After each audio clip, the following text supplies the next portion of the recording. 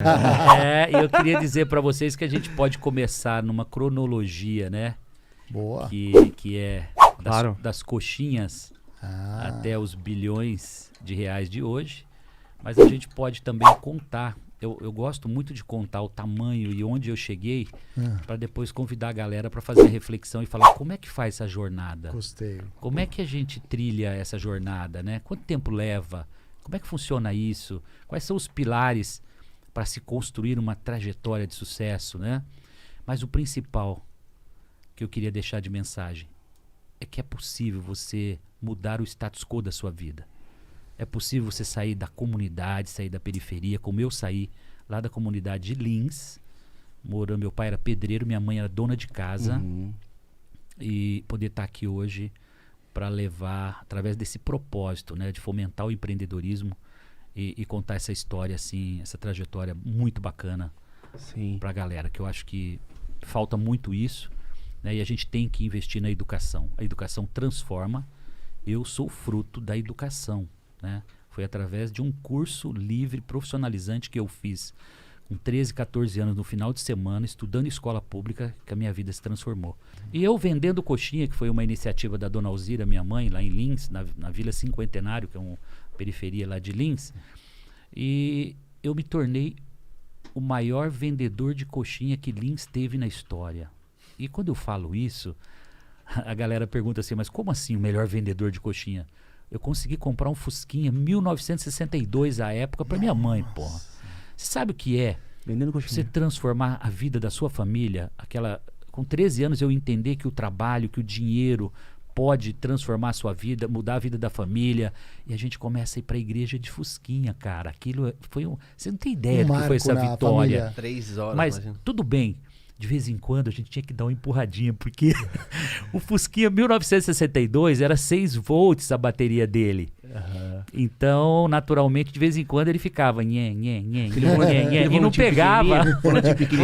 Não, mas não pegava, cara. E aí, mas te juro que de vez em quando empurrar ele era tão prazeroso, porque depois que ele pegava, cara, vencia uma distância muito grande. Posso perguntar um detalhe dessa época? Como que era a produção disso? Porque foi crescendo, você foi vendendo e subindo a venda, como Cara, que vocês se ajeitavam? Minha mãe tinha uma indústria praticamente em casa, meu. Eu vendia 3 cestos de salgados, vendia uma média de 600 salgados em meio período. Eu fazia 3 viagens, eu criei uns nichos, tipo assim... Fazia fiado? Cara, cadernetinha, você não tem noção. E aos sábados eu voltava em toda a minha rota. Então eu tinha marcenaria, construções, serralherias, madeireiras, tudo que vocês imaginarem.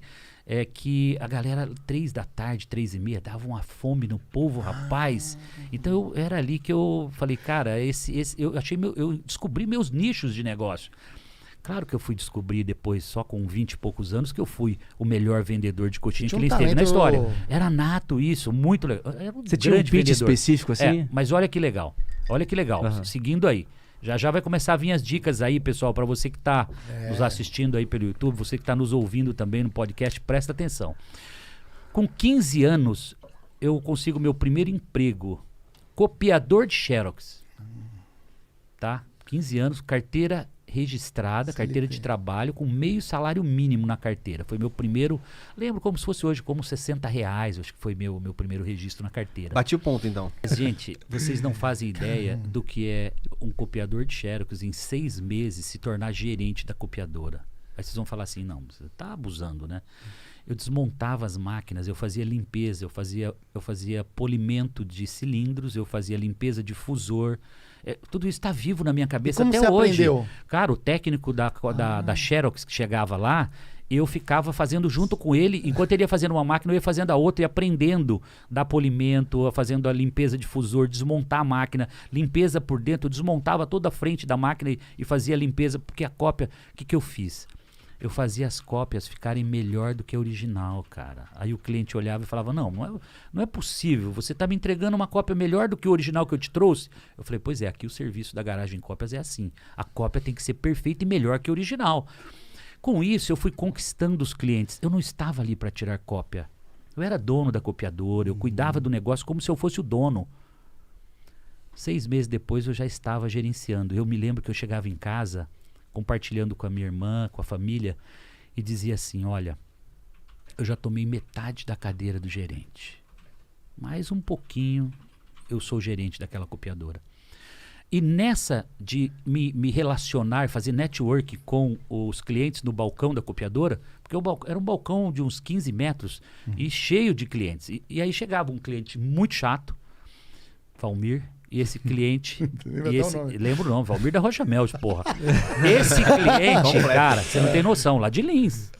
Muita gente conhece e deve estar ouvindo.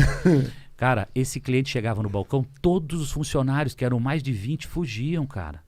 Toda vez o Semenzato era o cliente que ia atender esse cliente chamado Valmir, que era um auditor de empresas, contador, etc.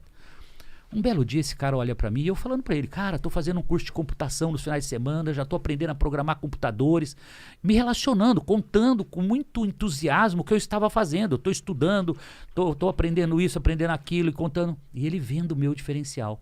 Um belo dia o seu Valmir consegue uma vaga, ou surge uma vaga num grupo de empresas chamado Sermácula de Lins, madeireira, cerealista, material de construção, tudo que você pensar, fazendas, um grupo grande de empresas lá. E aí o seu Valmir chega, Semenzato, tem uma oportunidade para você, não sei se você vai gostar, etc. Pô, seu Valmir, mas eu tô indo bem aqui, né, na copiadora, como é que faz isso? Eu não tinha a mínima ideia, né, do que ia acontecer na minha vida, né? Mas falei, olha, se você conseguir convencer o seu José Rafael Rosa Pacini, que é o dono da copiadora, tá tudo bem, eu topo. Eu tô estudando para isso, eu tô aprendendo a programar computadores para isso.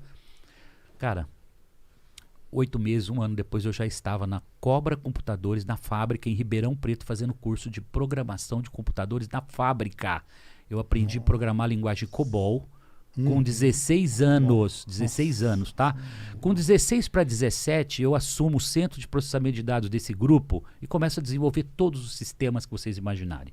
Aí começa aqui, contabilidade, contas a pagar, folha de pagamento, controle de tributos, né, ICMS, livro de ICMS, controle de gado, controle de construtora. Comecei a desenvolver todos os códigos, sistemas. Os softwares? Sim, não, e de desenvolver os códigos você aprende sabe o que aconteceu? Mas sabe o que aconteceu? Né? Eu me tornei, na Garagem Cópias, o melhor copiador de Xerox que Lins teve na história. Que me levou ao quê? Ao melhor programador que Lins teve na história, cara. Eu me tornei referência desenvolvendo programas de computadores. E aqui eu quero dar uma pausa e quero deixar uma dica já pra galera. Legal. Será que você está sendo melhor naquilo que você faz hoje? Será que você está copiador de Xerox e acha que você tem que morrer copiador de Xerox? Ou você está fazendo conexão, você está abrindo portas para você crescer profissionalmente? Isso, aqui começa a trajetória. São os pilares que vocês vão ter que fazer analogia com o que vocês fazem hoje, com o que vocês estão fazendo, com o tamanho do seu sonho, com a projeção de onde você quer chegar, porque vem coisas muito maiores do que isso ainda e vocês vão perceber nessa trajetória.